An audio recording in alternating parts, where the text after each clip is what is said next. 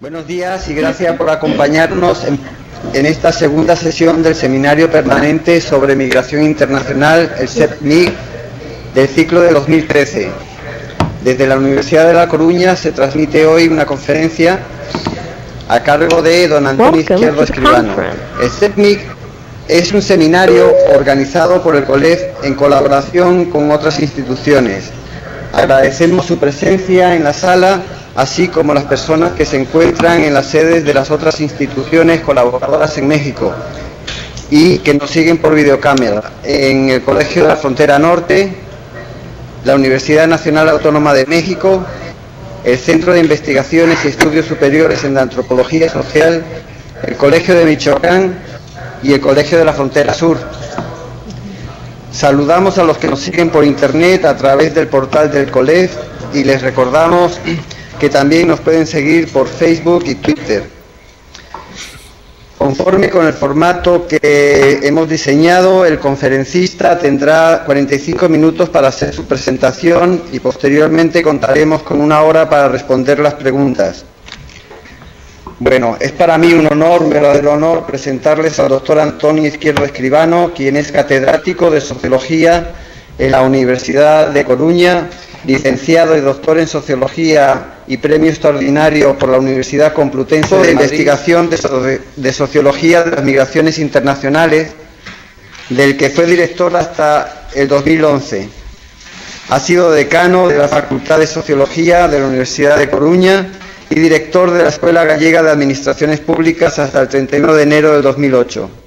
Ha sido representante de España en la OCDE durante 19 años, entre 1989 y 2008, en calidad de experto en migraciones internacionales. Académico de la Real Academia de Ciencias Morales y Políticas, es miembro también de la Academia Europea de Ciencias, de las Artes y de las Letras, Premio Nacional de Investigación del Consejo Económico y Social de España en 2001, y asimismo es miembro del Consejo Asesor del Centro de Investigaciones Sociológicas y del Consejo Editorial de diferentes revistas científicas. El doctor Izquierdo cuenta con una intensa actividad investigadora en materia de migraciones internacionales que acreditan su amplia experiencia. Ha dirigido más de 40 proyectos de investigación. En cuanto a sus publicaciones, es autor de más de 20 libros y de hasta 145 capítulos de libros, artículos científicos en revistas y monográficos. Y sin más, con ustedes, dejo al doctor Izquierdo. Muy bien, pues buenos días. Obviamente cuando uno escribe tanto no puede ser bueno, pero le agradezco muchísimo a Diego y a todas las personas que están aquí presentes, alumnos del máster, profesores de la Universidad de La Coruña, miembros del ESOMI, que estén arropándome. Ellos son los que me enseñan y ellos son los que me hacen un poco mejor. Ellos y ustedes que también me han invitado a esta conferencia. Sin más dilación y agradeciéndoles a todos su asistencia, voy a dedicar aproximadamente 15 minutos a cada una de las 10 diapositivas. En total parece que son 30. Y me ceñiré a los 45 minutos del tiempo reglamentario. Lo primero que quiero señalar es que en Europa y particularmente en España estamos viviendo una época de desmembramiento del contrato social, es decir, de despiece lento de lo que ha sido el estado de bienestar y lo que ha sido el pacto de las clases medias y las clases trabajadoras con los detentadores del capital. En este contexto de ruptura del contrato social es donde cabe inscribir las regularizaciones de los inmigrantes. El debate que suscitan las regularizaciones de inmigrantes se debe a que en el momento en que los inmigrantes son regularizados, se les incluye, aunque no sea en el núcleo, se les incluye dentro del amplio círculo del Estado social, del estado de bienestar, de las prestaciones sociales y, en definitiva, del contrato social. La dinámica actualmente en España y en Europa es excluir cada vez a un mayor número de personas de este contrato social. Así que las regularizaciones chocan con esta idea general. De ahí que susciten tanto debate. Por decirlo de un modo resumido, mientras que la lógica de la situación actual en Europa y en España es la de ir recortando derechos sociales en sanidad, en educación, en prestaciones sociales, las regularizaciones de inmigrantes lo que hacen es incluir más personas dentro de ese contrato general social. En el caso español, pero creo que también en el caso europeo, y ustedes dirán si también en el caso estadounidense, conviene tener memoria de lo que ha pasado antes para contextualizar las regularizaciones y las operaciones de legalización de inmigrantes. La palabra maldita en estos tiempos es la memoria, porque la memoria nos hace recordar lo que ganamos y de dónde venimos, y en ese sentido la memoria produce mayor malestar cuando uno transita por la situación por la que estamos atravesando en los países europeos y en particular en los países de la Europa del Sur. No quiero cerrar este paréntesis sin decir que muchas de las cosas por las cuales la Europa del Sur y en general la Unión Europea está en recesión y en crisis democrática general y se deben a factores internos, a desequilibrios y a factores que hemos ido tejiendo a lo largo de los últimos 30 años. Pero dicho lo cual, tampoco cabe esconder que estos últimos 30 años han sido una preparación de lo que a partir del 2008 ha sucedido en el conjunto del capitalismo postindustrial. De modo que yo situaría las regularizaciones en ese contexto. Las regularizaciones chocan con la dinámica de creciente exclusión de los derechos sociales en la Unión Europea y particularmente en España, con ese despiece de prestaciones del estado de bienestar, con esa ampliación del círculo de personas que no tienen todos sus derechos reconocidos y efectivos. El análisis que yo voy a hacer muy brevemente está sustancialmente contenido en el libro que saqué con Wayne Cornelius y un conjunto de profesores, algunos de los cuales están aquí hoy presentes, y solo he hecho añadir algunas pinceladas posteriores. Pero me reafirmo, visto desde la crisis actual, en mi apoyo a las regularizaciones como uno de los elementos de resistencia a esta dinámica de ruptura del contrato social.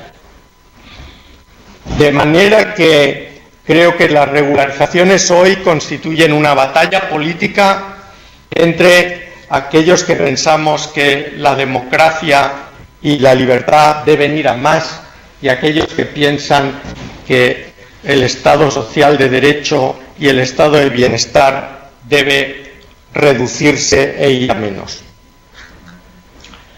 En la tercera diapositiva del PowerPoint que les he enviado aparece junto a los enfoques el concepto marco que yo voy a utilizar, que es el de sistema de irregularidad tolerada, que es la manera como yo describiría la situación de la inmigración en España durante las últimas 2 décadas. Ese sistema de irregularidad tolerada, para decirlo rápidamente, es una adaptación de lo que Massey y Durán plantearon en varios de sus libros e investigaciones, y particularmente lo tienen ustedes en Clandestino. Solo he hecho algunas ligeras adaptaciones. Muy sucintamente, yo llamo sistema de irregularidad tolerada al encaje de los flujos de entrada y de salida de los inmigrantes con el itinerario que siguen una vez que están dentro del país. Llamo políticas migratorias a las prácticas que regulan el volumen de los inmigrantes y la naturaleza de la inmigración laboral, familiar, que regulan, repito, ese volumen y que modulan los derechos de los que disfrutan los inmigrantes. Y llamo modelo migratorio, por una parte, en su vertiente social, al carácter de la inmigración que se quiere tener, y por otra, y al perfil sociológico de esos inmigrantes, y llamo modelo político a las dosis de irregularidad que son aceptadas por ese tipo ideal o modelo migratorio ideal. De manera que, si el modelo migratorio en su vertiente política acepta una alta dosis de irregularidad o baja, y si el modelo social requiere o quiere inmigrantes temporales, inmigrantes más permanentes, quiere arraigo o quiere mano de obra. Así, con este marco general, se construyen 4 relatos presentables de la inmigración en España. Primero nos pensamos que éramos un país de paso durante los años 80 y principios de los 90. Después pensamos que la inmigración era una oportunidad y que había que aprovecharla, y esa inmigración se pensaba que era una inmigración de ida y de vuelta. Después el relato fue avanzando y el crecimiento económico español nos llevó a pensar que la inmigración era conveniente. Este es un relato importante, porque la conveniencia estaba muy asociada a lo que después ha sido la recesión económica y la crisis democrática que estamos viviendo. La inmigración conveniente era una inmigración que ganaba entre el 50 y el 60% de lo que ganaba un español, que abarataba las condiciones laborales y salariales, y que venía muy bien para el crecimiento de una economía basada en mano de obra esencialmente de bajo coste y con derechos reducidos. Y por último, a partir de los años 2004-2005, con el gobierno, con la vuelta del gobierno socialista al poder, el discurso y el relato migratorio se centran en una inmigración necesaria de manera estructural para este país, dado el envejecimiento y dado el extraordinario crecimiento que estábamos teniendo por aquellos años hasta el año 2008. El denominador común de estos 4 relatos migratorios, el de paso, el de la oportunidad, el de la inmigración conveniente y el de la inmigración necesaria, es el olvido. Es el olvido justo la falta de memoria a la que yo aludía antes como relato esencial de la crisis del capital que estamos viviendo. La inmigración pasajera y la inmigración oportuna se olvidaba de lo que fue la inmigración española fuera. Pensaba en una inmigración que nunca ha sido del todo tal. Se olvidaba de cuáles fueron los procesos de integración de los españoles en los diversos países europeos y en América Latina. Se olvidaba, en definitiva, de que la inmigración siempre, aunque vaya variando a lo largo del tiempo, tiene una parte de esa inmigración que arraiga y que se queda definitivamente con el paso del tiempo en el país en el que está. Y por lo tanto se olvidaba de incidir en la integración en época de bonanza económica. Se obsesionaba con el control de los flujos y orillaba los asuntos relativos a la integración.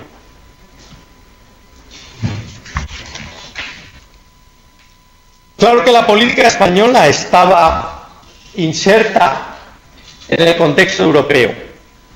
Y en el contexto europeo, la mayoría de los gobiernos europeos practicaban el doble lenguaje. Son gobiernos de cariz conservador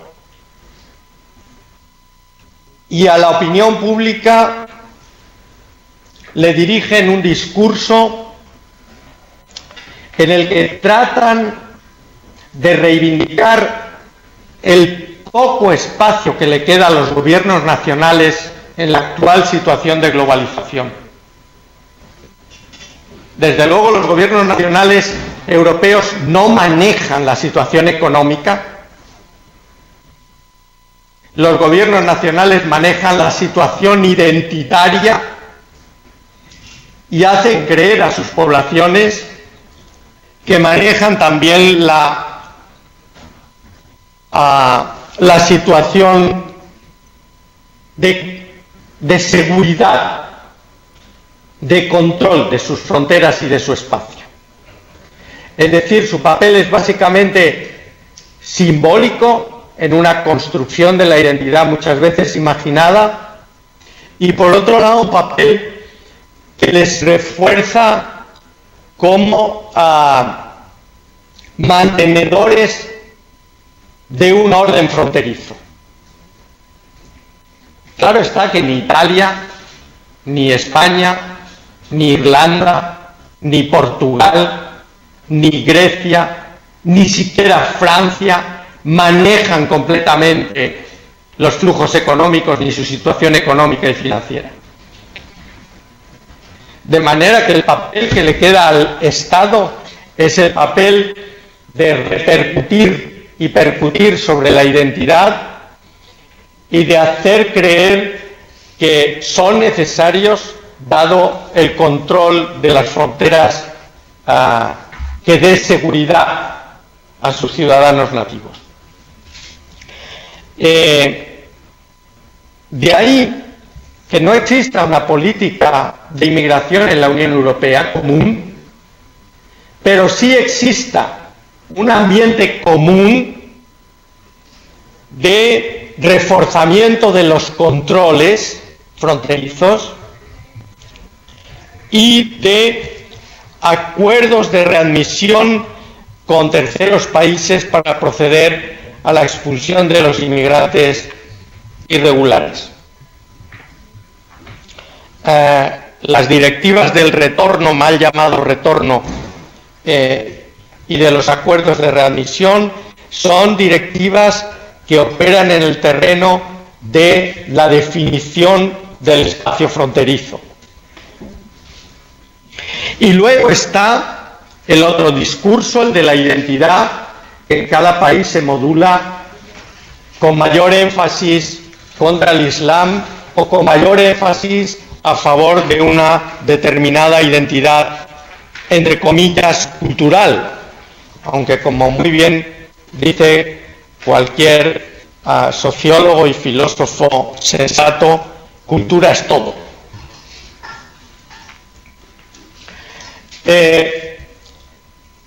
Sin entrar en mayores precisiones, en las que luego evidentemente hay que entrar.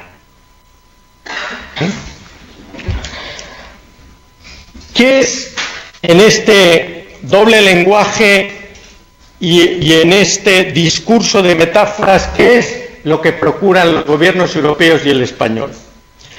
Bueno, por un lado procuran ese discurso hacia las opiniones públicas, por eso he dicho en el resumen que les envié que las regularizaciones se las ganan los inmigrantes,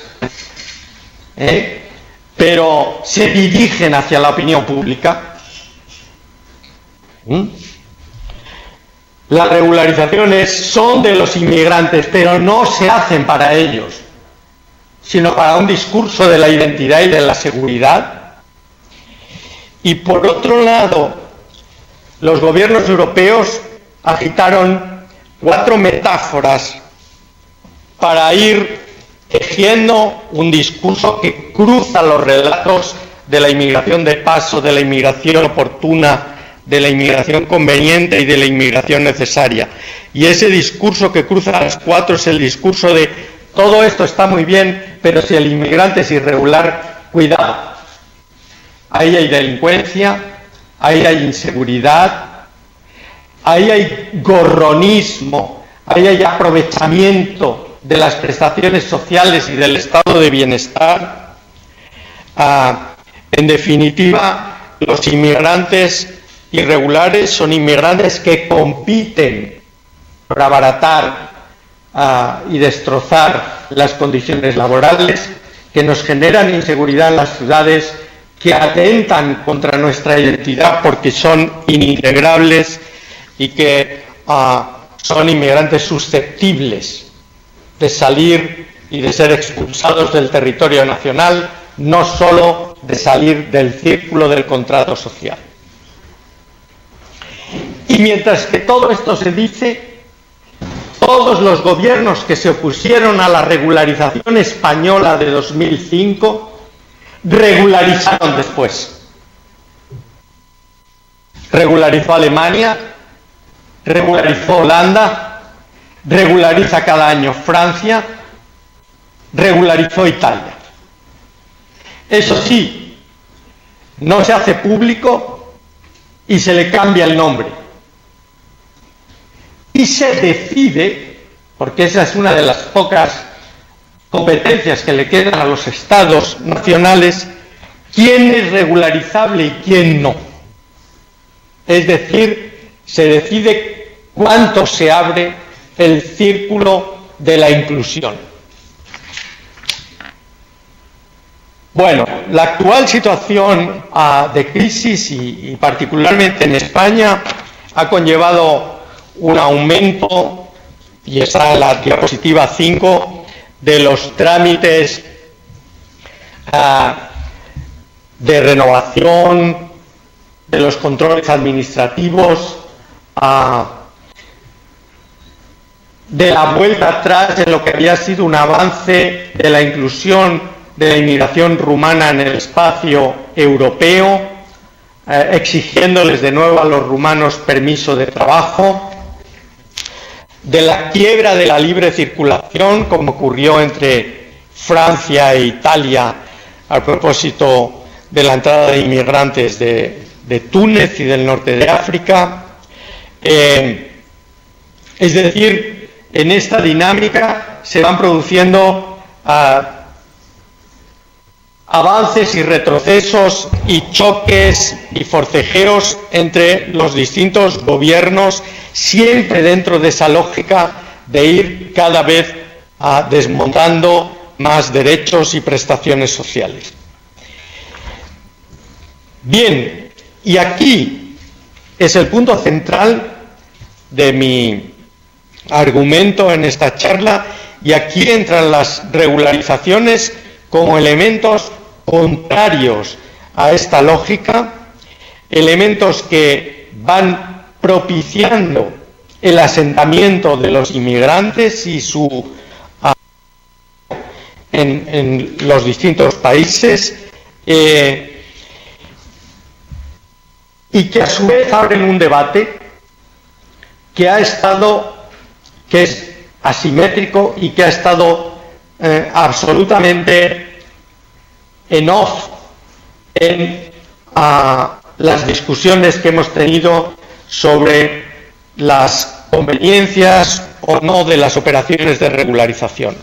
El punto es, las regularizaciones, en la terminología de la COF, exitosa, utilizada de manera exitosa por los gobiernos conservadores, generan un efecto de atracción o de llamada. Este membrete y rótulo del efecto de llamada es el que ha circulado por todos los medios de formación de la opinión pública en España y en Europa, y en cambio se ha silenciado completamente el impacto que tenían en la integración de los inmigrantes.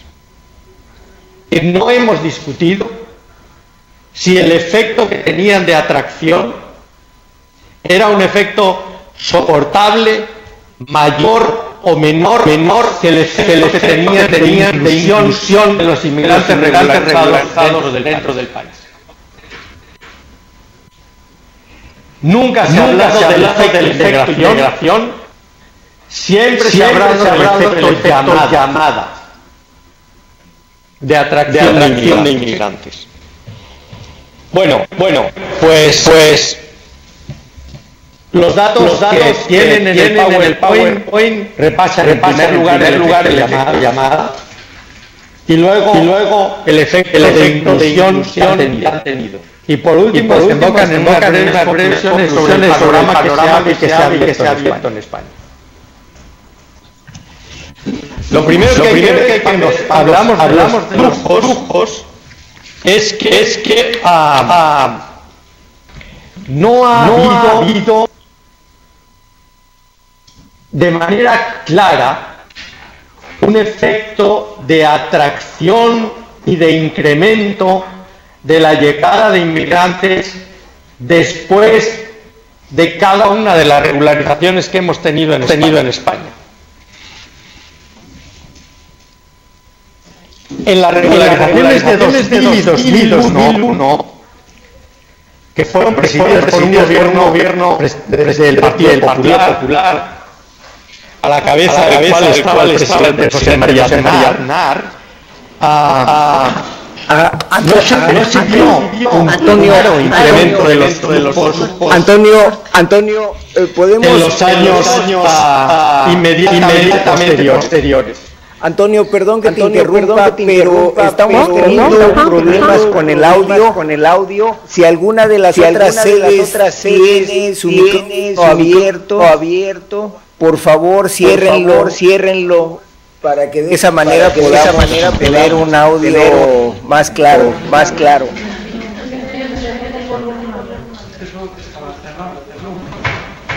A ver, ¿se oye ahora mejor? No, se oye eco muy marcado. ¿Se oye ahora? Sí, ya parece que está mejor. A ver. Welcome to the conference. ¿Se oye ahora? Sí, ya está mejor. Ya está. Muy bien, gracias, perdón por la interrupción. Nada. Bueno, decía que no se percibe un aumento claro de los flujos inmediatamente después de las regularizaciones. Hay dos fenómenos que pueden ver en las transparencias más detalladamente que son interesantes de recalcar.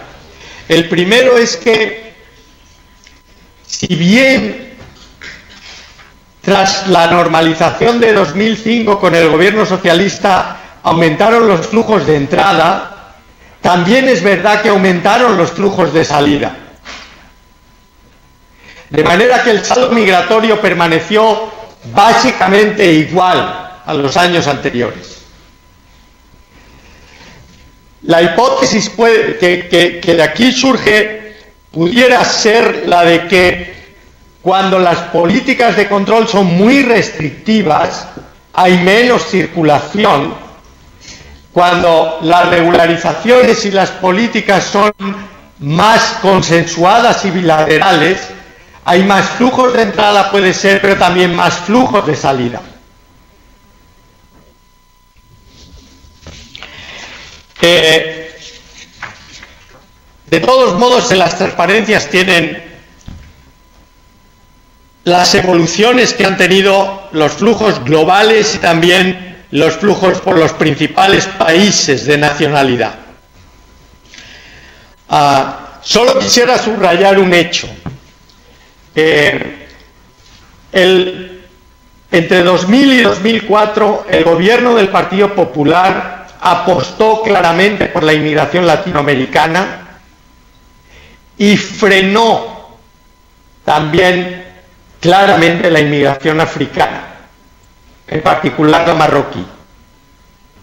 A partir de 2005 y con el gobierno del Partido Socialista, por el contrario, los flujos que aumentan son los flujos que tienen que ver con la Unión Europea y en particular con Rumanía, y mucha más circulación con Marruecos. Es decir, que si tuviéramos que caracterizar de manera muy simple las dos legislaturas, la primera diríamos que es una preferencia por la inmigración latinoamericana, la segunda diríamos que es más equilibrada y que apuesta por inmigración europea e inmigración norteafricana. Pero para ceñirme a los dos flujos más importantes no comunitarios, puesto que Rumanía aumentaba la llegada de inmigrantes rumanos al mismo tiempo que se iban dando pasos para la integración de Rumanía en la Unión Europea, si nos ceñimos a los dos flujos más importantes de inmigrantes extracomunitarios, que son Marruecos y Ecuador,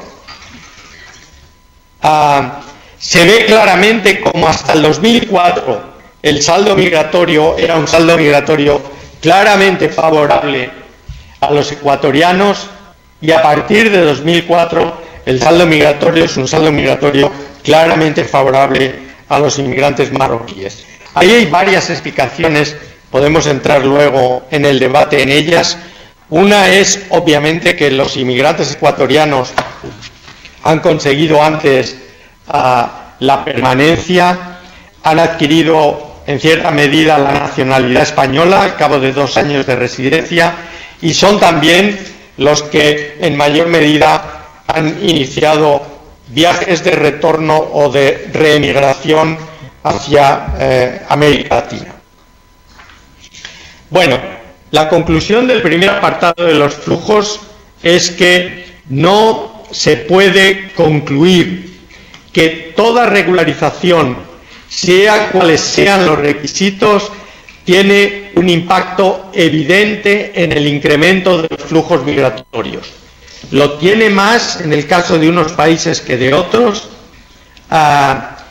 lo tiene a veces de manera diferida, cambia la composición de las personas a las que se atrae, no siempre son trabajadores, puede ser asentamiento familiar, y no se puede concluir que su repercusión sea vaya más allá del 20%. Veamos ahora la respuesta a la segunda pregunta.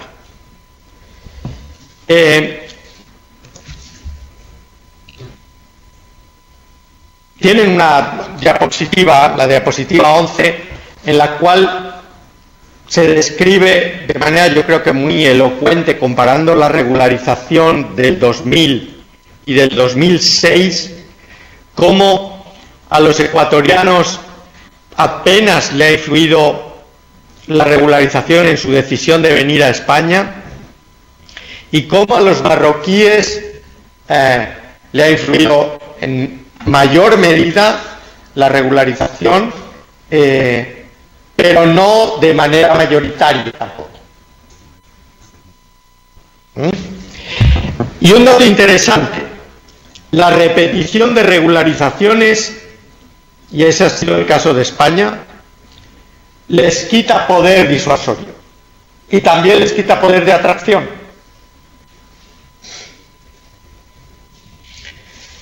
En la regularización del 2006, tanto a marroquíes como a ecuatorianos, la regularización les ha influido menos que en el año 2000.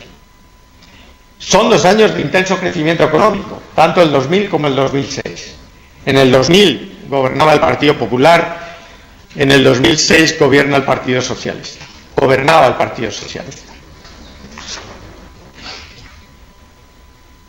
También pueden ver en la siguiente diapositiva cómo la percepción se equivoca completamente a la hora de caracterizar a la inmigración marroquí como la inmigración más indocumentada.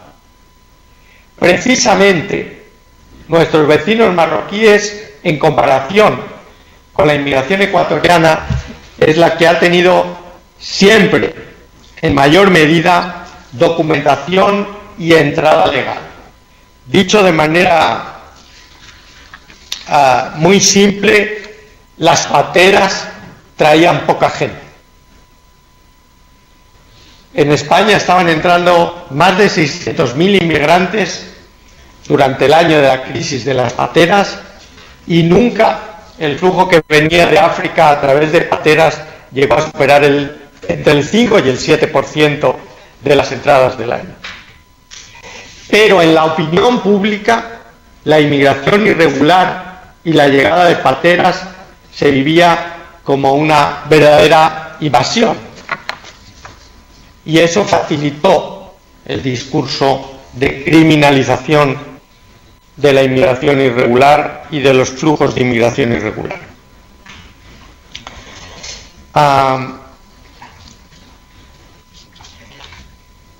Los medios que puso el gobierno para encauzar estos flujos fueron esencialmente 2, uno de control exterior y otro de control interno.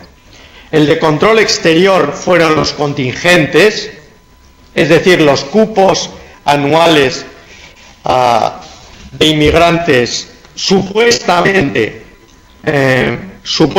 seleccionados en sus países de origen,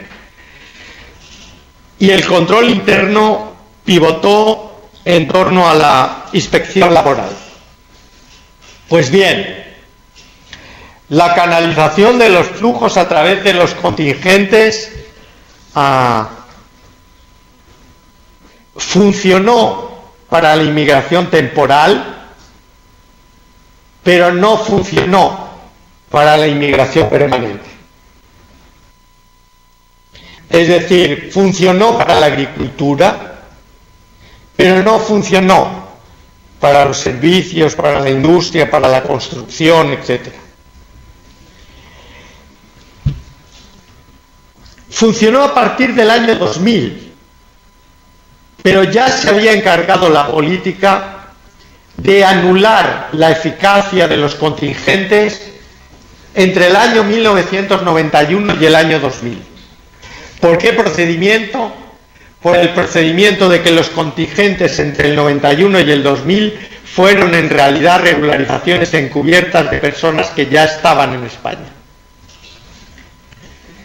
La transparencia que tienen ustedes a continuación, que es la transparencia de contingentes anuales 93-99, en ella se ve cómo las solicitudes duplicaban o triplicaban a las concesiones. Se mantenía estable la estimación del gobierno, se mantenía estable el volumen de concesiones y se hacía caso omiso de las solicitudes que estaban dentro. En cambio, a partir del año 2000, en la siguiente diapositiva pueden ver ustedes cómo se acoplan el total de contingentes y el total de inmigración temporal. Y cómo solo la inmigración temporal llega introducir en España cerca de 80.000 trabajadores para la agricultura en el año, por ejemplo, 2006. Frente a ese volumen estable de 30.000 entre el año 1991 y 2000. De manera que los contingentes han funcionado para algún tipo de inmigración, particularmente para la inmigración temporal, pero no han funcionado para la inmigración en el servicio doméstico, en los restaurantes y hostelerías, en la construcción, en la industria, etc. Otro elemento sobre el que ya he dado alguna pincelada, pero que convendría recuperar ahora para hablar de los logros y los déficits de las regularizaciones masivas, es que si bien la canalización legal de los flujos no ha sido muy exitosa, sí ha sido exitosa la percepción de ese control legal.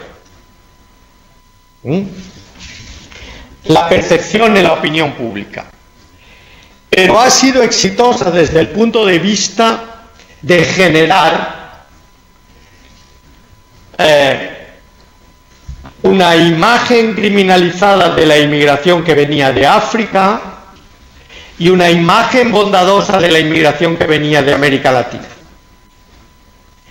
Naturalmente, como he dicho antes, los datos son exactamente los contrarios. La inmigración marroquí nunca fue mayoritariamente irregular. La inmigración ecuatoriana, hasta que se impuso el visado en el 2003-2004, fue extraordinariamente irregular en su ingreso. Eso da pie a alimentar ese modelo o ese sistema de irregularidad tolerada del cual he hablado al principio. Otro hecho interesante es que las regularizaciones discriminan según nacionalidad y no son, por así decirlo, democráticas. No lo son según el gobierno de turno. En la diapositiva 16 tiene que si yo fuera inmigrante me apuntaría siempre a las regularizaciones cuando gobernara el Partido Socialista, pero no lo haría cuando gobernara el Partido Popular. Y no lo son según cuál sea la nacionalidad. De manera que si yo fuera marroquí, sabría que tengo muchas menos probabilidades de ser regularizado que si yo soy ecuatoriano. Eso obedece a varios factores, no siempre de discriminación étnica, también de composición por género de esa inmigración y también del lugar, del sector de actividad en el que se ocupe esa inmigración o preferentemente la inmigración de esa nacionalidad. Pero aquí tienen en la diapositiva en donde comparo las regularizaciones de la primera década del siglo XXI, la extraordinaria del 2000, la regularización por arraigo del 2001 y la normalización del 2005, como Ecuador siempre ha tenido porcentaje o tasas de aceptación, en fin, como los alumnos ecuatorianos han aprobado en mucha mayor medida que los alumnos marroquíes. Los alumnos de Marruecos han estado en el promedio general o por debajo del mismo. Los trabajadores y las familias ecuatorianas han estado siempre por encima. De manera que las regularizaciones afectan de distinto modo a las corrientes migratorias y a los inmigrantes que están, a los flujos migratorios, como he dicho antes, y al stock de inmigrantes que están dentro también. Supongo que la regularización o en la legalización que van a tener en Estados Unidos, eso podrán verificarlo o refutarlo o matizarlo. pero el hecho es que las regularizaciones, los flujos de inmigrantes, de Ecuador y de Marruecos han tenido distintas trayectorias, tanto en la entrada, unos han tenido siempre más documentación que otros, como en las estancias, en los periodos de permanencia dentro de España.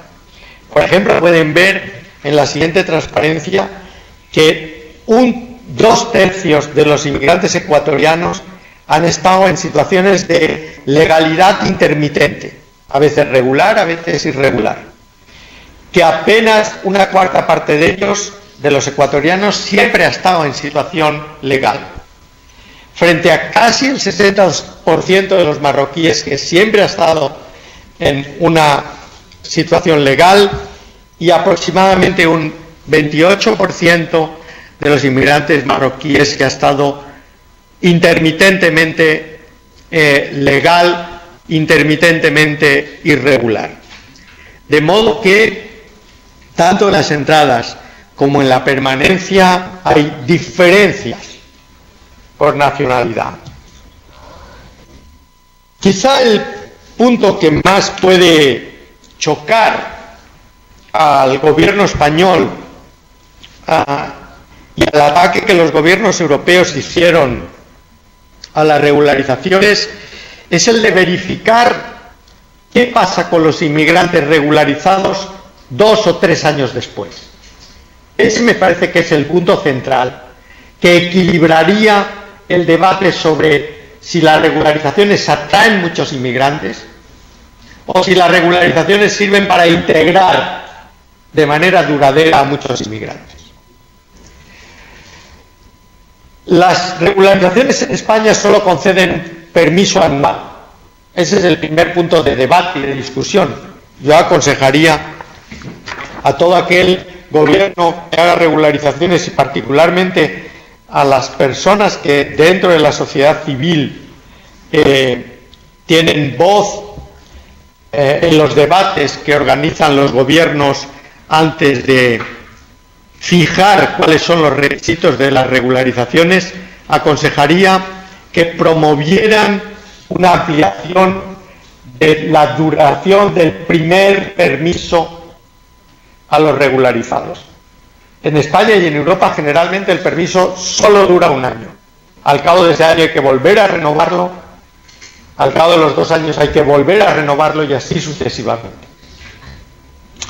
Bueno, pues hemos podido medir cuántos inmigrantes se han perdido entre la primera y la segunda renovación después de la concesión inicial de la residencia y del trabajo a los inmigrantes regularizados. Se concedieron 566.000 autorizaciones iniciales sobre algo más de 670.000 solicitudes, de manera que hubo una tasa de denegación relativamente reducida, menos del 20%. En la primera renovación se habían perdido 100.000 de esos inmigrantes.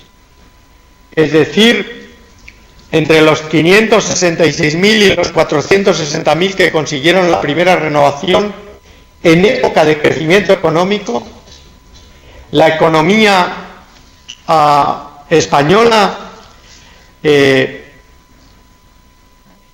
yo creo que fundamentalmente la economía española, había impedido que 100.000 inmigrantes renovaran su permiso. No les había vuelto a contratar. Es una estructura de pequeña empresa, con un empresariado que tiene tradiciones y costumbres distintas según los sectores de actividad, según las comunidades autónomas, pero que hace difícil el mantenimiento de la legalidad en 2 sectores de actividad donde la inmigración irregular estaba ocupada. 1, la agricultura. 2, el servicio doméstico. En la segunda renovación, bueno, ven también que en la primera renovación los ecuatorianos, el 80% de los ecuatorianos y prácticamente la misma proporción de los marroquíes consiguieron renovar su permiso inicial, pero en la segunda renovación las proporciones bajaron a 2/3 de los inmigrantes inicialmente regularizados. Es decir, 1/3 de los inmigrantes legalizados consiguió llegar a 3 años de estancia legal. Digo, 2/3 consiguieron llegar a 3 años de estancia legal y 1/3 se perdió entre la primera y la segunda renovación. Bueno, ahora cabe juzgar en cada gobierno si le merece la pena que al cabo de 3 años de estancia legal 2/3 de los inmigrantes regularizados permanezcan en situación legal o no. Si eso compensa el efecto de atracción o de llamada de los flujos que hay. Ese yo creo que es el punto central. Porque al cabo de los 3 años los inmigrantes en España tienen importantes probabilidades de conseguir la permanencia legal.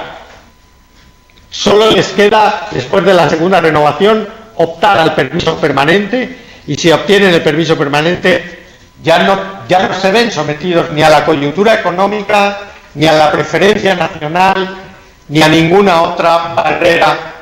De manera que una vez que llegan a la segunda, superan la segunda renovación, están en las puertas de conseguir el estatuto permanente.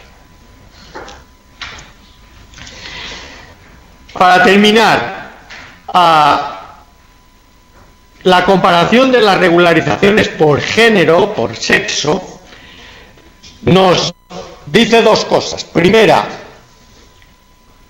que los flujos se van feminizando cada vez más, es decir, que la atracción de la economía de servicios no cualificados ha atraído cada vez en mayor proporción a mujeres, y eso propicia una instalación familiar de fondo.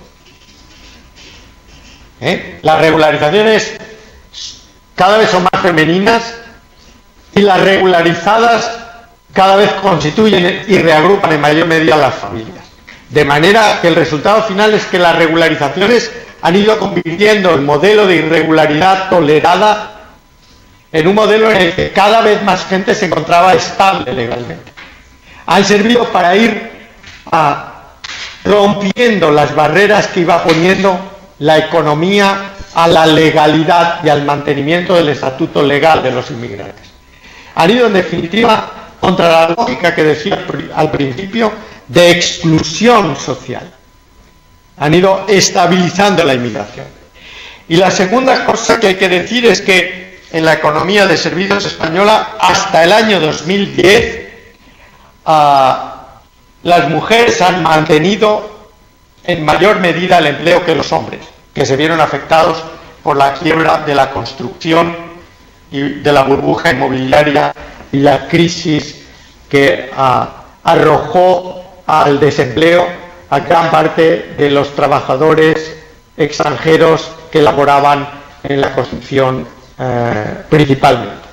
De manera que el sostén de gran parte de los hogares de inmigrantes regularizados se ha mantenido con el trabajo de las mujeres.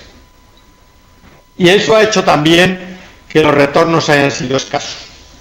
Y ya voy a las conclusiones. Conclusiones y el desenlace de este proceso. La primera conclusión es que no hay una pauta clara en cuanto al efecto de atracción sobre los flujos de inmigración. Los flujos obedecen a llamadas, por así decirlo, distintas.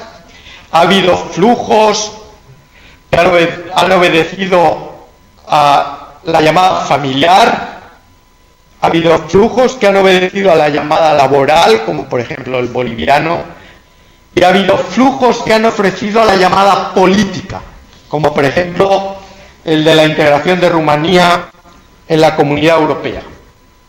De manera que la manera de organizar las regularizaciones y el énfasis puestos en cada uno de ellos tiene repercusiones distintas sobre los flujos.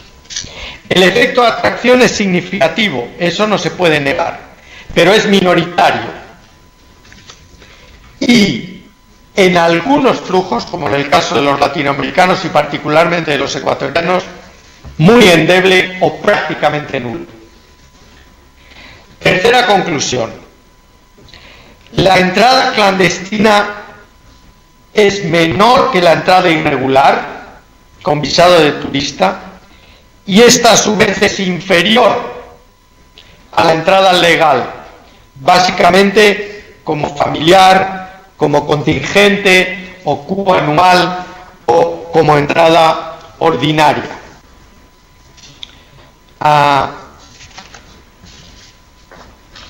Cuarta conclusión. Los cupos que han sido regularizaciones en su primera fase hasta el año 2000 muestran que el sistema de irregularidad era tolerado. No se movió un ápice la estimación de los gobiernos durante esos 10 años, a pesar de que veían que cada vez había más solicitudes. De manera que se sabía que los inmigrantes estaban dentro y se toleraba que los inmigrantes siguieran dentro en situación irregular. Quinta conclusión. Los resultados de las regularizaciones reflejan la preferencia política y la distribución ocupacional de los inmigrantes. Ha habido inmigrantes que han resultado más favorecidos que otros en las regularizaciones por una combinación de factores de preferencia político-cultural y de sectores de actividad laboral. Sexta conclusión. Las regularizaciones han sido el salvavidas de la mayoría de la inmigración, puesto que la mayoría de la inmigración ha estado en España en situación de irregularidad discontinua, es decir, alternando periodos de legalidad con periodos de ilegalidad. Y esas regularizaciones han funcionado para estabilizarlos. La mujer inmigrante se ha consolidado en mayor medida que los hombres y el modelo migratorio laboral, temporal, irregular ha devenido, por influencia de las regularizaciones, en un modelo de instalación familiar, de servidores desclasados y de subciudadanos, pero al menos ciudadanos en cierta medida. Bueno, solo me queda para concluir darles las gracias y decirles que el efecto de estas regularizaciones ha llevado al gobierno español a desechar el camino de las regularizaciones masivas y a propiciar el camino de las regularizaciones caso por caso y con base local o municipal, a través de 3 criterios. El criterio familiar, que básicamente beneficia a los descendientes de españoles. El criterio social, que es el más utilizado y que requiere que tus convecinos digan que estás allí, que no has generado problemas, que eres un buen habitante de ese barrio. Y el criterio laboral, que se ha demostrado imposible porque requería denunciar al empresario. Y los inmigrantes, obviamente, que están trabajando en la economía irregular, no estaban dispuestos a denunciar al empresario, aparte que las pruebas para hacerlo eran enormemente difíciles de registrar. Pues nada más, muchas gracias y quedo a la espera de sus preguntas.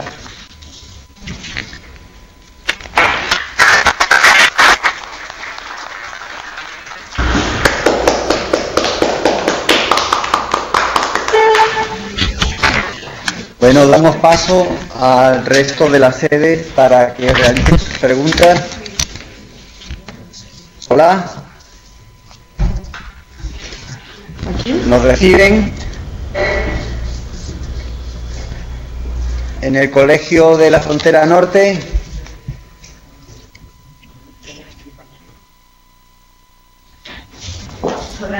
Ya. Ahí. Sí, ya. ¿Sí, ya? Ya. Muy bien.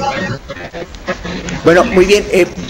Antonio, si te parece bien, podríamos comenzar por algunas de las otras sedes que nos reciben. Creemos que ahí están... Venga.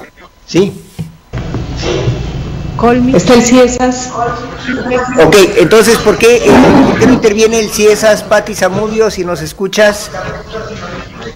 Sí, sí los escucho, perdón, tenemos un problema con la cámara y no nos pueden ver, pero aquí estamos.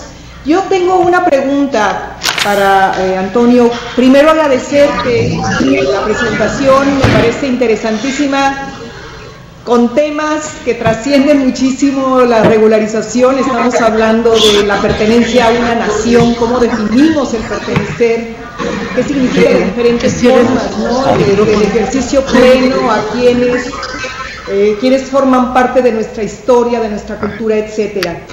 Y precisamente atendiendo a esto que decías al principio respecto a esas corrientes opuestas entre un Estado cada vez más desmantelado y regularizar a personas que van a hacer uso pues de esos servicios que el Estado está proveyendo cada vez con menos eficiencia. Yo te quería preguntar sobre estas políticas de co-desarrollo, estos programas que tratan como de apoyar a los países de origen. Yo sé que se están llevando a cabo algunos con Ecuador o que se llevaron en el pasado para quizá frenar la migración, supongo que es uno de sus propósitos, pero que al mismo tiempo significan pues dedicar recursos escasos para el desarrollo de otros países. ¿Cómo juegan estos programas en toda esta percepción social de la migración y de los y las migrantes en los discursos pues de los gobiernos en España en los últimos años? ¿Sí se entiende mi pregunta? Sí, se entiende. ¿Alguna otra? Tenemos una segunda pregunta acá. Bueno, agradezco mucho el contexto que nos da, que lo hace además muy legible, el contexto europeo y particularmente español. Mi pregunta es, ¿cuál es la relación de alteridad entre marroquíes y ecuatorianos, sobre todo en el ámbito laboral? Es decir, si ellos dan a la baja sobre los salarios con los nacionales, pero ¿cómo es entre ellos, entre marroquíes y ecuatorianos? Y otra pregunta es, si las mujeres en los últimos años representan el sostén del hogar, ¿qué impactos tiene esto para la dinámica familiar, la pareja, los hijos? ¿Algo más? Eso es todo. Gracias. Vamos sede por sede, Luis. Sí, me parece bien, creo que sería lo mejor, y también les pedimos a las otras sedes que mientras tanto apaguemos nuestros micrófonos. No se oye. Sí. ¿Contesto sede por sede? Sí, adelante. Vale, muy bien, gracias. Bueno, muchas gracias a las preguntas que me han hecho desde el CIESAS. Yo, aunque no sé, ¿se ha quedado la pantalla en negro? Sí, estoy dando la pantalla, pero no responde. Bueno, ¿me oyen o no me oyen? Aquí estamos. Bueno, muy bien. Bien, vamos a ver, primero el discurso del codesarrollo. El discurso del codesarrollo ha sido un discurso que de por sí y por sí solo merecería prácticamente una conferencia, porque ha ido variando según el gobierno en el poder y según obviamente la situación económica, o sea, no solo según la situación política y el gobierno político, sino también según la situación económica. Pero en lo que tiene que ver con las regularizaciones, que es el tema, y con la inmigración ilegal, que es el tema del seminario este año, prácticamente se ha utilizado de dos modos, esquemáticamente de dos modos.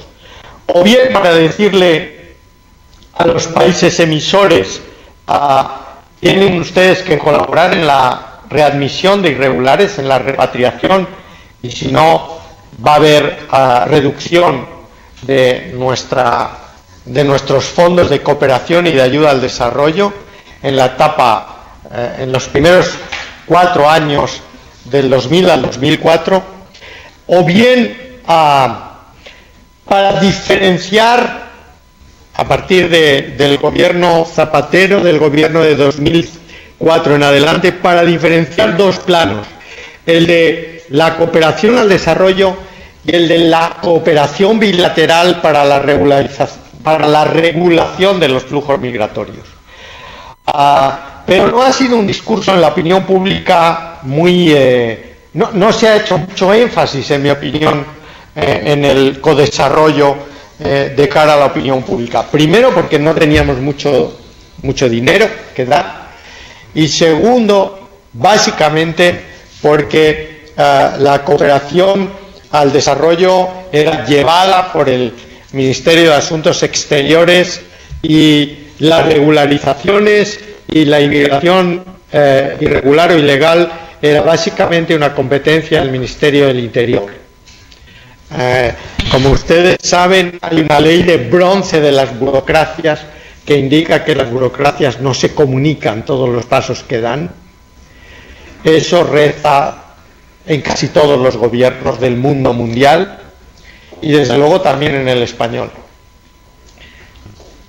Y la segunda pregunta, es decir, que el discurso del codesarrollo no ha sido un discurso que haya incidido sustancialmente ni en la opinión pública respecto a la inmigración ilegal, ni menos, salvo por esa especie de amenaza que luego no se cumplía, porque se practica también el doble lenguaje, de tienes que colaborar.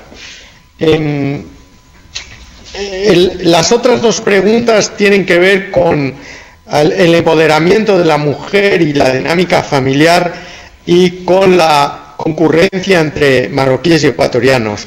La verdad es que con los datos que nosotros tenemos en la investigación no podría responder con precisión a ninguna de las dos. Lo único que puedo decir como aproximación a la primera cuestión es que básicamente los marroquíes y los ecuatorianos trabajan en sectores de actividad, se concentran en sectores de actividad distintos. Por lo tanto, la concurrencia o la competencia no ha debido de ser muy fuerte.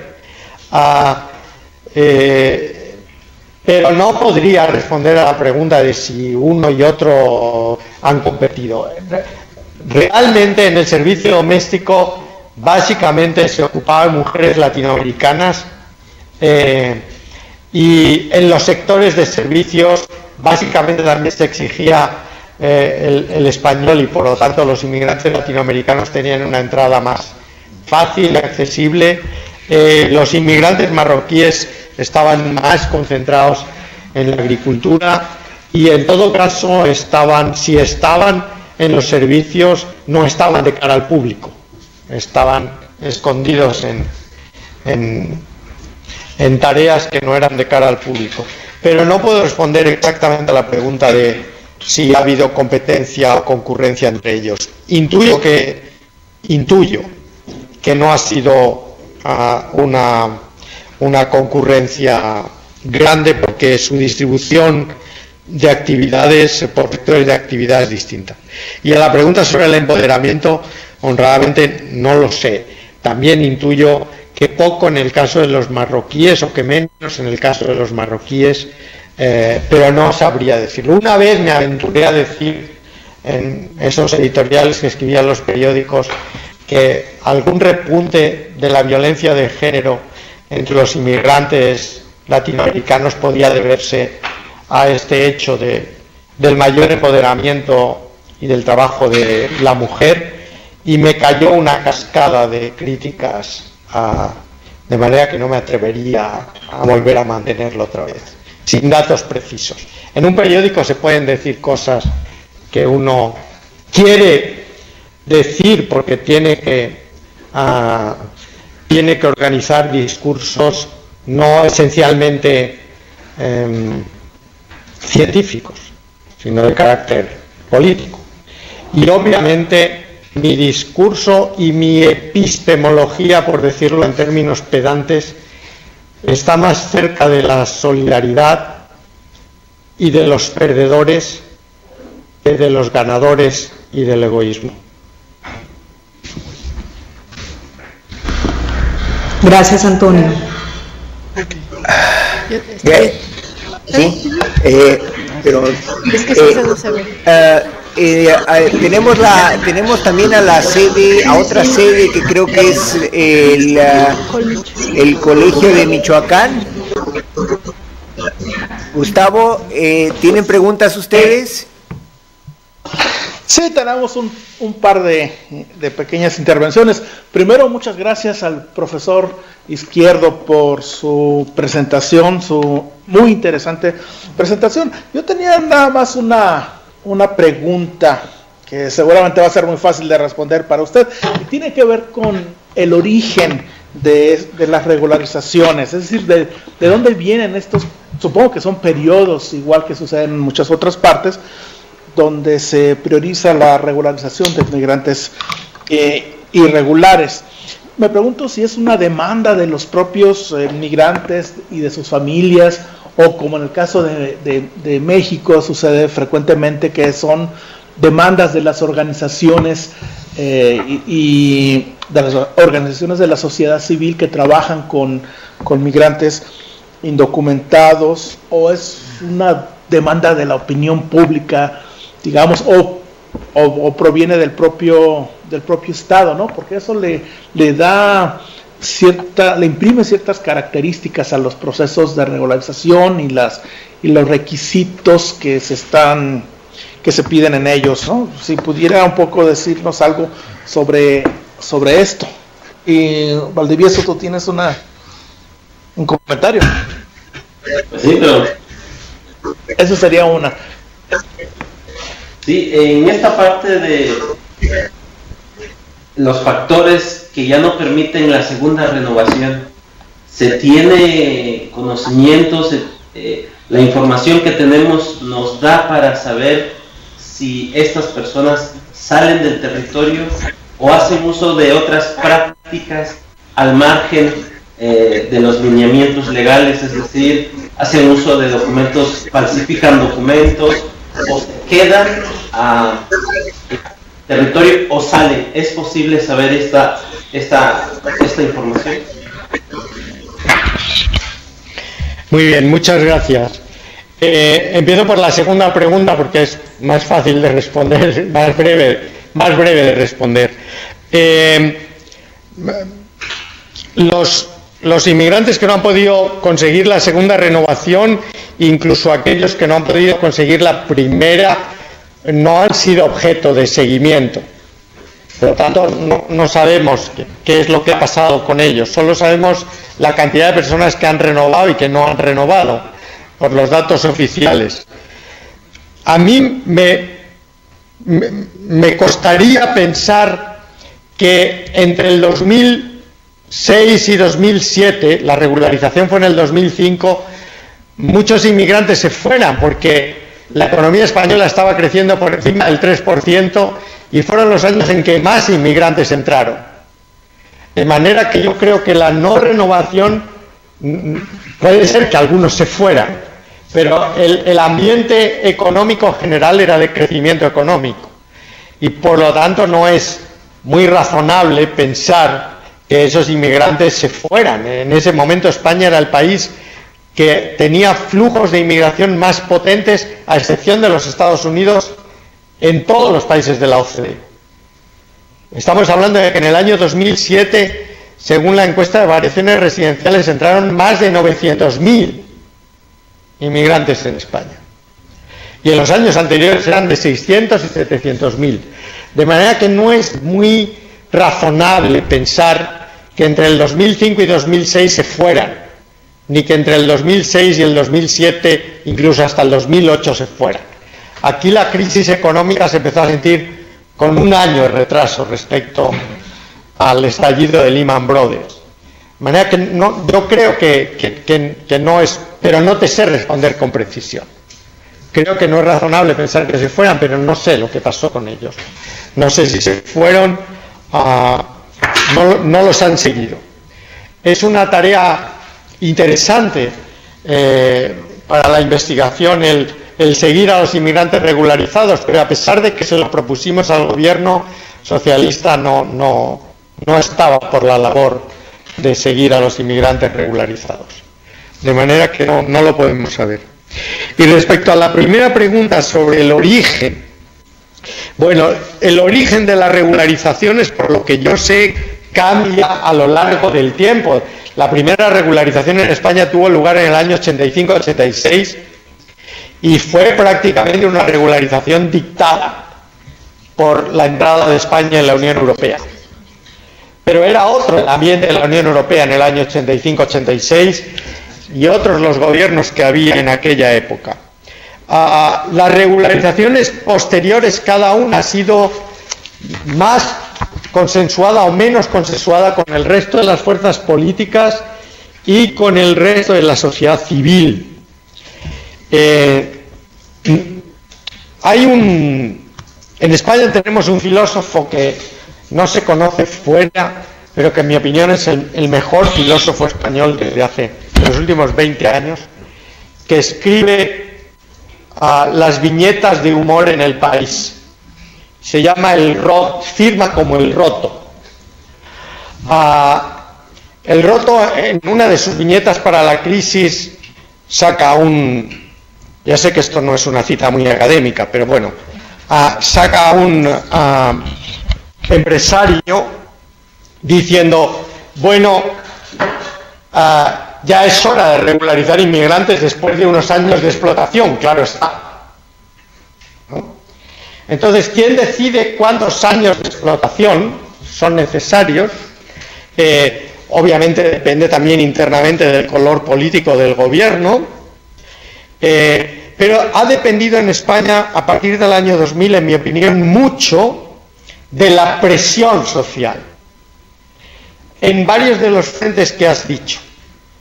La presión mediática en general ha funcionado, en general, la mayoría de los medios de comunicación, y la de las ONGs, la de la sociedad civil, la de las ONGs y la del conjunto de los inmigrantes ha funcionado presionando por las regularizaciones. Los momentos elegidos han sido siempre momentos de crisis económica, de crecimiento económico, la del 91 cuando estaba creciendo la economía y después 2000, 2001, 2005, excepto la del 85, el crecimiento económico era menor, pero que vino muy empujada por la entrada de España en la Unión Europea. Tiene mucho interés que la regularización de Obama se haga en un momento no tan boyante económicamente. Y revela mucha valentía política, visto desde aquí también. No sé cuál será el resultado final. Pero la presión social en España siempre ha sido fuerte. Eso tiene que ver, en mi opinión, por un lado, con el fondo católico y solidario de gran parte de las familias y de la población española, voten a la derecha o a la izquierda, y por otro lado, con la conciencia de haber sido un país de migración que ha operado básicamente en las organizaciones no gubernamentales, en los sindicatos, en algunos partidos políticos y en sectores importantes de la sociedad civil. De manera que si yo tuviera que poner el peso de la balanza de las regularizaciones a partir del año 2000, lo pondría en la sociedad civil, en los medios de comunicación, en las organizaciones, en los propios inmigrantes en su ganarse la legalidad con encierros, manifestaciones, etcétera, y en el ambiente general de una sociedad española que recordaba que había sido sociedad de migración.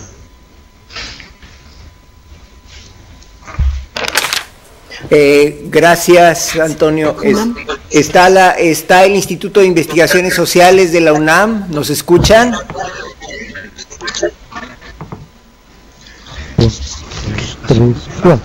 UNAM. Ahora está la UNAM. ¿No nos escuchan? Acaban de decir ahora. En Ecosur estamos, Luis. Ok, gracias. Ecosur, Marta, adelante.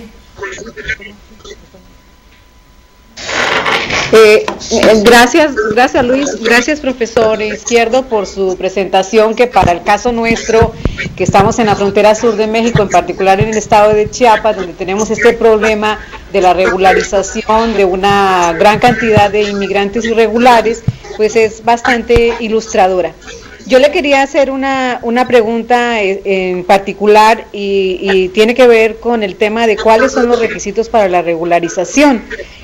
Porque en el caso mexicano, si bien no hemos hecho un análisis de la regularización, lo que hemos percibido es que sí hay un mayor número de mujeres que participan en el proceso de regularización.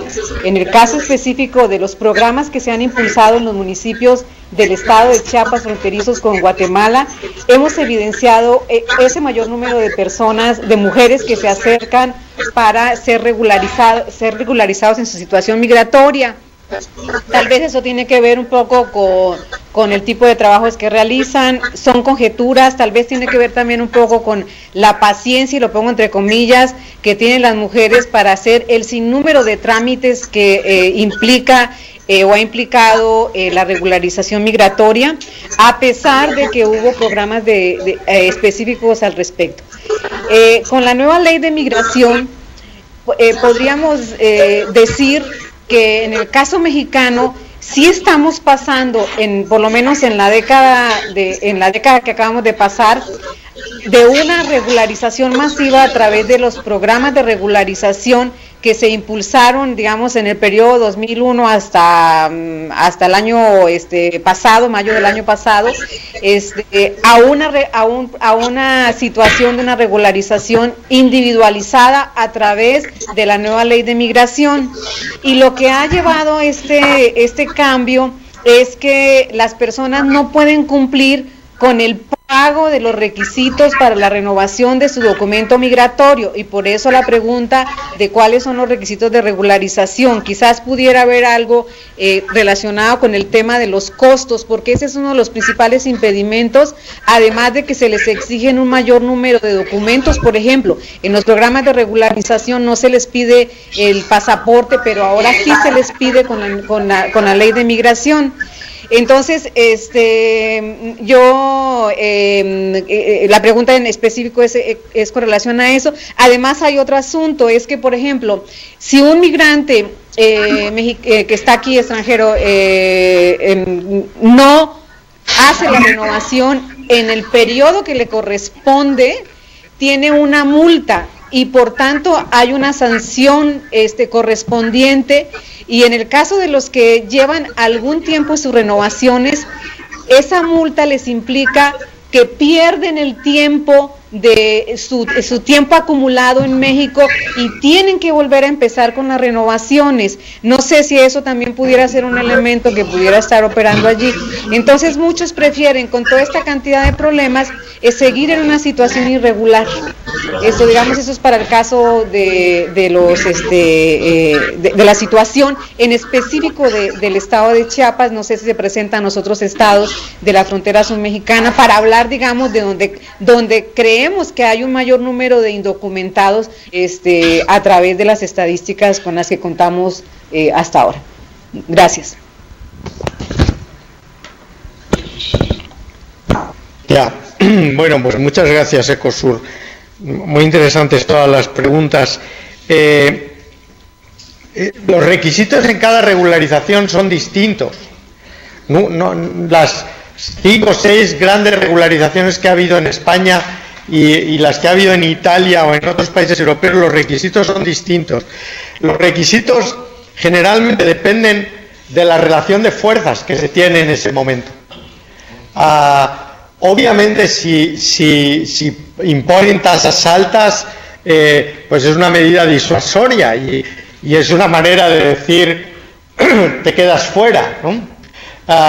Eso depende de la relación de fuerzas que hay, de la consulta que hace el gobierno para la regularización y de aquello que yo decía al principio, de cuánta gente queremos incluir o excluir, o de cuánta gente quiere el Estado incluir o excluir. Por ceñirme a la última, o por ceñirme a las últimas, he comparado bastante el gobierno del Partido Popular de 2000 a 2004 y el del Partido Socialista de 2005 a 2009. Por ceñirme a esas dos, diré que fue mucho más rigurosa la del Partido Socialista que la del Partido Popular.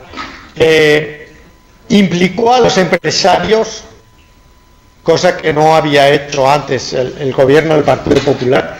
El gobierno del Partido Popular simplemente dijo: preséntenme ustedes un contrato de trabajo. No voy a verificar si es bueno o malo, si es verdadero o falso, si es duradero o no, si está bien soportado o no. Preséntenme un contrato y yo lo regularizo.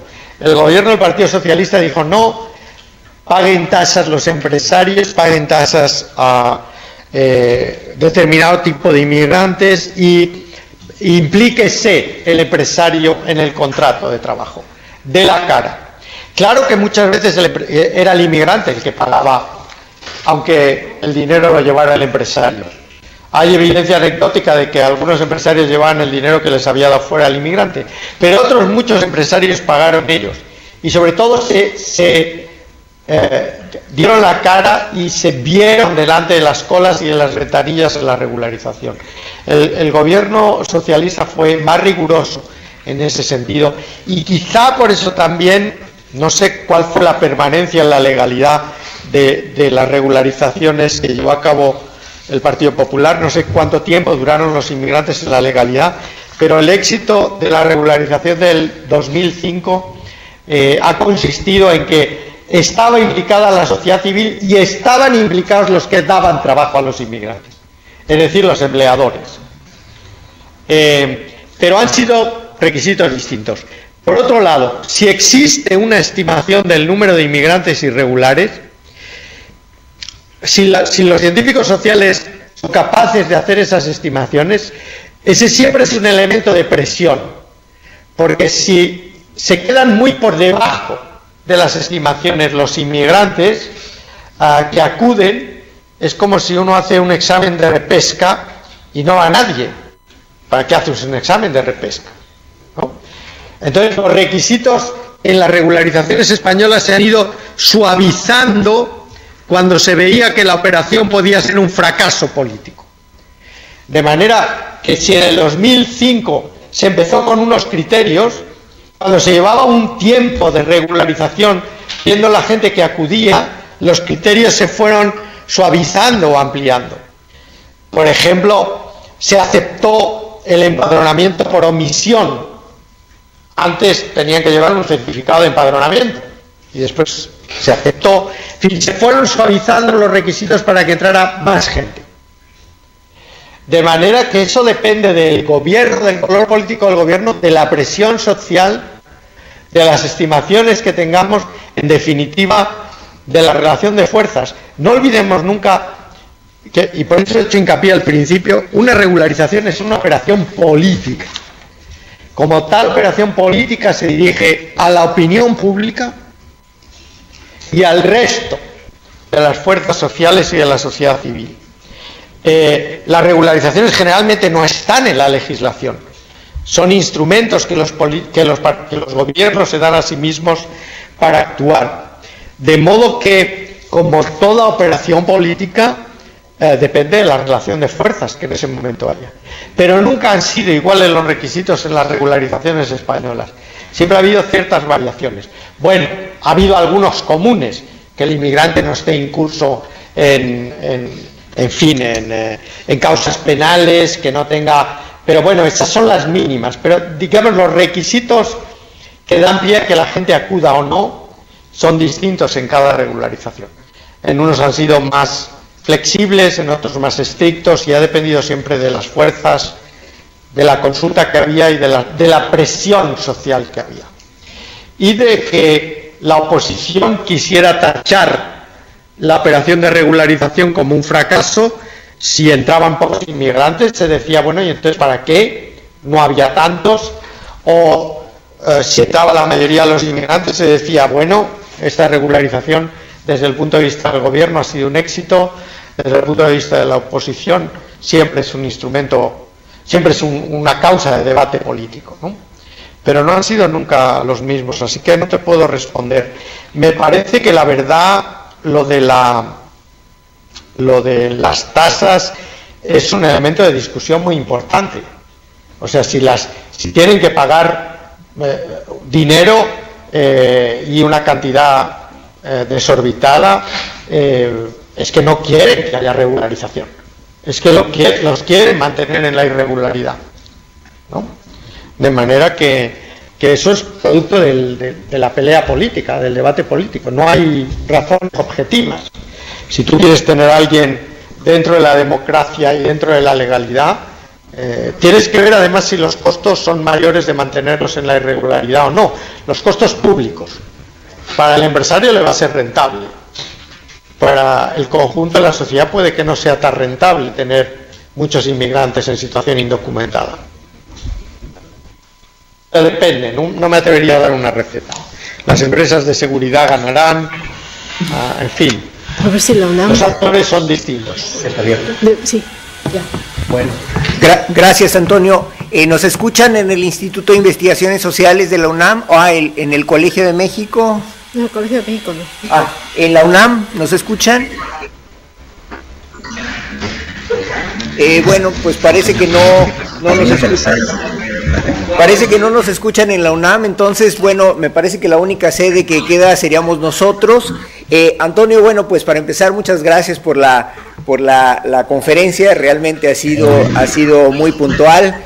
Yo he tenido que modificar aquí mis preguntas porque pues tenía una pregunta que tenía que ver con el asunto de que en la conferencia, en tu presentación, parecería que es el gobierno quien participa eminentemente tratando de persuadir a la opinión pública, pero tú ya hiciste los señalamientos de que, bueno, el único actor no es el gobierno, sino que participan otros actores sociales en esto. Entonces, quisiera retomar una cosa que tú señalabas más bien al inicio de tu conferencia y que tenía que ver con el asunto de los 4 relatos de la inmigración en España, el relato del paso, la oportunidad, la inmigración conveniente y la inmigración necesaria.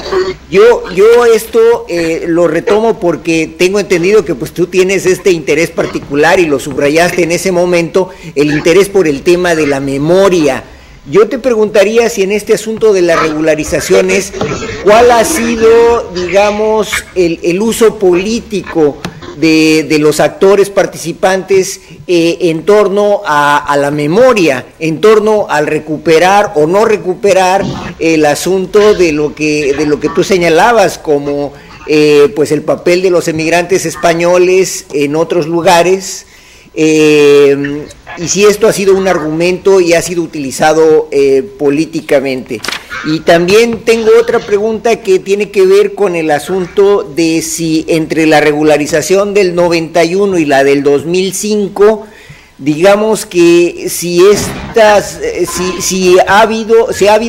hubo un aprendizaje en términos de promover más y mejores mecanismos para la integración de los inmigrantes, y no solamente pues el fortalecimiento de los controles. Esas serían mis 2 preguntas por el momento. Muy bien, gracias. Pues empiezo por la segunda también. Sí ha mejorado sustancialmente la política de integración a partir del año 2004-2005, pero prácticamente con la última regularización y con la última normalización empezaron los planes de integración y de ciudadanía en España. no sustancialmente entre el 91 y el 2005, aunque hubo siempre más interés por la integración cuando gobernaba el Partido Socialista que cuando gobernaba el Partido Popular.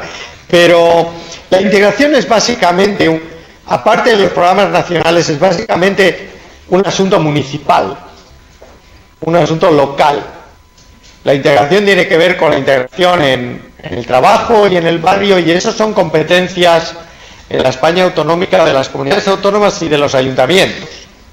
De manera que los planes nacionales eran eso, planes nacionales que servían como orientación y como guía, pero luego cada gobierno autónomo, que podía ser de distinto color político, no solo nacional, sino también nacionalista, bueno, quizá los gobiernos nacionales son más nacionalistas que los autonómicos a veces, cada uno ha tenido su propia dinámica de integración, pero sí se ha aprendido. Yo creo que progresivamente se ha ido haciendo cada vez más hincapié, más información y más estudios en la integración, básicamente en un plano local. Ahora, en las regularizaciones nunca se tuvo eso en cuenta a la hora de debatirlas. Nunca se propició desde el gobierno central, bueno, la pregunta que me han hecho antes, vamos a seguir a los regularizados a ver qué pasa con ellos. Vamos a ver hasta qué punto procuramos integración legal o no, integración laboral o no, cambian de casa, cambian de trabajo, se traen a la familia después de regularizarlos. ¿Qué impacto ha tenido la regularización en sus vidas? Más allá de un permiso, del primer permiso inicial. Eso hasta el año 2005 no fue nunca materia de debate. Y en el 2005 fue materia de debate, pero tampoco se echó la carne en el asador de eso. No hubo un debate sobre si las políticas de regularización había que hacerlas porque eran un elemento esencial de inclusión de las personas en el Estado social, en el Estado de Derecho, en el Estado de Bienestar, en el contrato social, ¿no? Y lo de la memoria, yo soy deudor de Boaventura dos Santos. Vamos a ver, a mí me parece que el relato actual en esta crisis está siendo un relato presentista, en donde no existe pasado. Y el futuro, por lo tanto, aquí tenemos el ejemplo evidente de nuestro presidente, dice, solo hay una alternativa. ¿Cuál es la alternativa? La que dice la Unión Europea o Alemania. Solo hay una alternativa, o esto o esto. Claro, si tú tienes pasado, el pasado te propicia distintas opciones, distintas alternativas, unas más plausibles que otras, unas las elegirás por una razón y otras por otras, pero te abre el abanico. Si tú solo tienes presente, el futuro es solo uno y se apoya en nada. Por eso dicen muy bien, no sé si Boaventura, ahora estoy pensando si es Boaventura o Walter Benjamin, en las tesis de la historia, creo que Benjamin decía, cuando uno, al capitalismo le queda muy mal la historia y la memoria. Su tiempo no es tiempo de raíces. Su tiempo no es tiempo de raíces. Y yo con la vejez me voy volviendo cada vez más conservador de extrema izquierda. Entonces,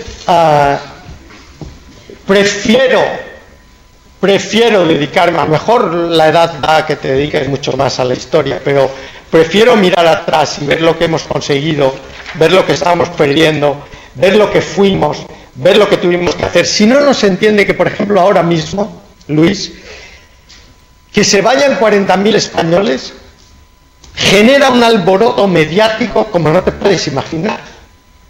Prácticamente los españoles se vuelven a ir como en los años 60. Claro que no, ni en cantidad ni en perfil. Se van mucho menos y en realidad no emigran. Es una movilidad dentro de la Unión Europea, porque la Unión Europea aparentemente es nuestra casa. Por lo tanto es una emigración, pero habría que cualificarla y calificarla esa emigración. Y no sabemos si efectivamente van a retornar dentro de poco tiempo o no, si es un movimiento circular o si al final se van a quedar y en qué parte se van a quedar y quiénes se van a quedar. Pero no se entendería que 40.000 españoles que se van generen ese follón mediático si no fuera porque nosotros aún recordamos el pasado. Y me interesa mucho enfatizar que recordemos el pasado, para comprender en su exacta medida lo que está pasando ahora y para comprender por qué está pasando esto ahora. Entonces, a mí lo del vivir en una sociedad del consumo presentista me parece que es enormemente fructífero para que esta crisis, que no es realmente una crisis esencialmente económica, sino que está siendo una crisis esencialmente política y social, dure más tiempo. Van a frenar la crisis en el momento en que recordemos. Porque el recuerdo es lo que nos indigna, lo que nos subleva y lo que genera rabia. Y hacen falta imágenes que generen rabia. Los datos generan relativa paz. Pero qué bien utilizaron las pateras como imagen. Qué bien se utilizó para generar indignación y rabia. Y qué mal sabemos nosotros generar imágenes ahora. Y por eso es mi interés, pero no por otra razón. Mi interés no es solo por la ley de la memoria histórica y los descendientes de españoles, que sí, sino más allá porque me parece que la memoria es lo que nos posibilita dignidad. Y yo definiría esta crisis como una devaluación de la dignidad.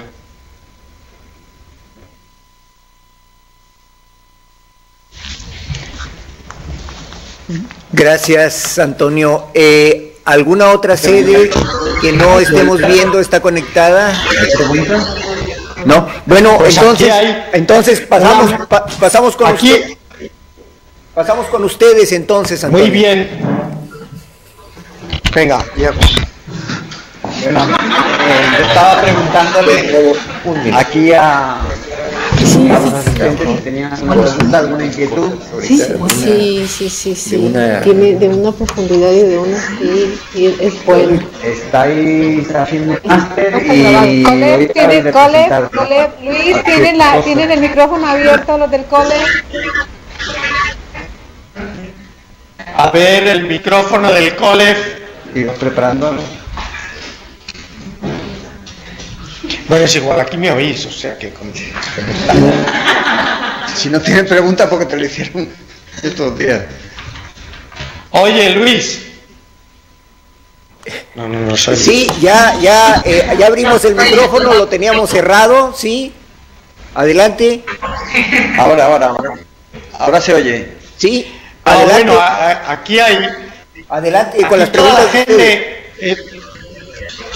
Toda la gente sabe más que yo, entonces no me pueden hacer preguntas porque saben muchísimo más y yo lo único que puedo hacer es aprender. Me pondrán en... Bueno, adelante. Por fastidiar, para que no parezca. Cuando has hablado de ecuatorianos y marroquíes, distinguiendo efectivamente cómo las sucesivas regularizaciones y su relación con la legalidad, una cosa es lo que ha dicho la opinión pública, quería decir también los poderes públicos. A mí me gustaría saber si puedes discernir cuánto de esa diferencia se debe a efectos de composición y variables de composición, pues por ejemplo, como tú has dicho, el sector de actividad, el género, son hombres, vienen solos, trabajan en sectores que tú has comentado que no se regularizan permanentemente, sino que tienen que ver más con la temporalidad. Todo eso, lógicamente, está actuando para que ellos tengan menos oportunidades en ese tipo de regularizaciones pensadas más en otros perfiles, ¿no? Pero la pregunta un poco incómoda es si tú, además de eso, piensas que ha habido una intención política tácita, explícita, oculta, en favorecer unas nacionalidades más que otras. Y si en particular el tema del norte de África ha jugado, pues a nadie se le olvida los atentados, la guerrilla yihadista, en fin, todo esto. Sí, bueno, respecto a los sectores de actividad, los datos que tenemos de la regularización es que no están en las diapositivas, pero sí están en la encuesta y en el libro, es que en los servicios y en la construcción, eran años en los que todavía la construcción crecía y los servicios también, las renovaciones fueron mucho más rápidas y más exitosas. En la agricultura fue mucho más difícil, y en la agricultura estaban los marroquíes. Bueno, no estaban, pero hay más concentración de marroquíes, ¿no? Entonces, eso tiene que ver con la distribución. También con el reparto por género, por sexo, como decíamos antes, pues las mujeres estaban más en los servicios y los hombres estaban obviamente más en la agricultura. Dentro de los servicios fue mucho más exitosa la renovación en los servicios de restaurantes, cafeterías, etcétera, que en el servicio doméstico. En el servicio doméstico también fue más claro el efecto de no poder renovar los permisos. Bueno, y ahora la segunda parte no me resulta nada incómoda, Julia. Sí, creo que ha habido una intencionalidad política clarísima en las regularizaciones y en las decisiones sobre las regularizaciones. Y yo creo que efectivamente en bastante consonancia con la sociedad española,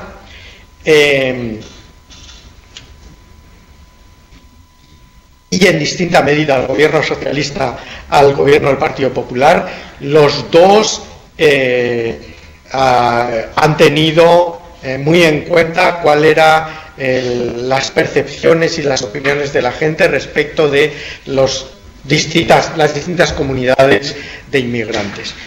Obviamente también hay diferencias dentro de las comunidades autónomas españolas, pero en general la inmigración que más se nos parece a marroquí es la inmigración más rechazada. Y la inmigración latinoamericana, generalizando de manera abusiva e injusta, porque hay muchas diferencias en América Latina, incluso dentro de cada país y dentro de cada comunidad, en general estaba mejor vista, aunque hay diferencias también en la percepción de unos latinoamericanos y otros. Y obviamente sigue funcionando la diferencia visible, la diferencia de rasgos visibles, y la inmigración boliviana y la inmigración que tenía un componente étnico más fuerte era una inmigración siempre más rechazada, y se ha visto también en las regularizaciones, porque obviamente regularizan personas y las personas están en cada uno de esos territorios, y en cada uno de esos territorios existen esos prejuicios y los expedientes se tramitan de un modo o de otro, ¿no? Por poner un ejemplo actual, hace poco en México me dijeron que había una habitación con cajas de expedientes de españoles que habían solicitado la ley de la memoria histórica, durmiendo el sueño de los justos. No sé si en todos los países pasa lo mismo, pero hay en unos países que pasa. ¿Qué funciona? Pues funcionan las personas que tienen que mover eso. En los consulados. Claro, funcionan las personas que tienen que mover eso. Si es que esto al final no es un problema de ingeniería, es un problema de subjetividades y de personas. Entonces, pues eso es lo que ha funcionado, pero sí que había una clara intencionalidad. Y para resumirlo, yo diría que en el gobierno del Partido Popular claramente se enfocaba hacia el Magreb y particularmente hacia Marruecos el rechazo, y en el caso del gobierno socialista de la primera legislatura, que es la que entra en la normalización del gobierno de Zapatero, yo creo que incluso en la segunda se intentó abrir mucho más los canales de acuerdos de readmisión, no solo con el Magreb, sino con el resto del continente africano, es donde nos llegaban. Y eso fue una labor que en política exterior, no sé si la valoraremos, yo creo que sí, que algún día la valoraremos, pero se abrieron embajadas y consulados y la presencia española, por lo tanto, para regular la inmigración fue, por decirlo claramente, mucho más digna, decente y democrática de lo que había sido antes. Bueno, sí, hay otra pregunta. ¿Sí? En virtud de que el profesor es una persona garantista, digamos así, ¿qué opinión le merece la política que tiene el presente gobierno después del PP con relación a los inmigrantes en cuanto a los servicios limitados de seguridad social? A mí me llama mucho la atención que el gobierno del presidente que tienen ahora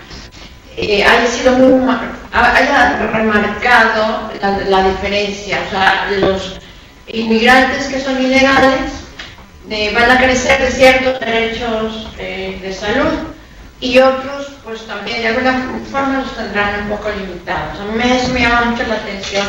¿Por qué cada partido político presenta sus políticas, unas garantistas, otras no tanto?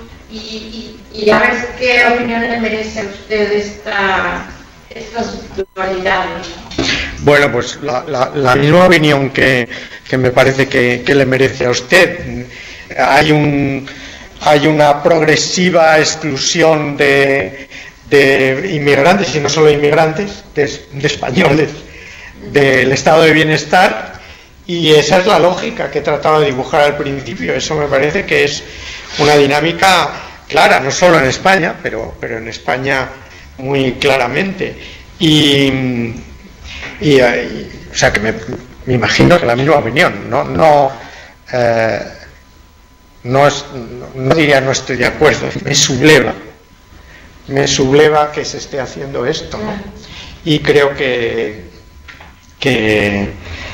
no es solo con los inmigrantes, pero que efectivamente, no sé si ayer o antes de ayer salía la noticia de que los inmigrantes en España, referido a la seguridad social, eran de los que estaban teniendo una mayor exclusión dentro del área de la Unión Europea. Entonces, me parece, supongo que igual que usted, por lo que ha dicho, pero no tengo mucha más información.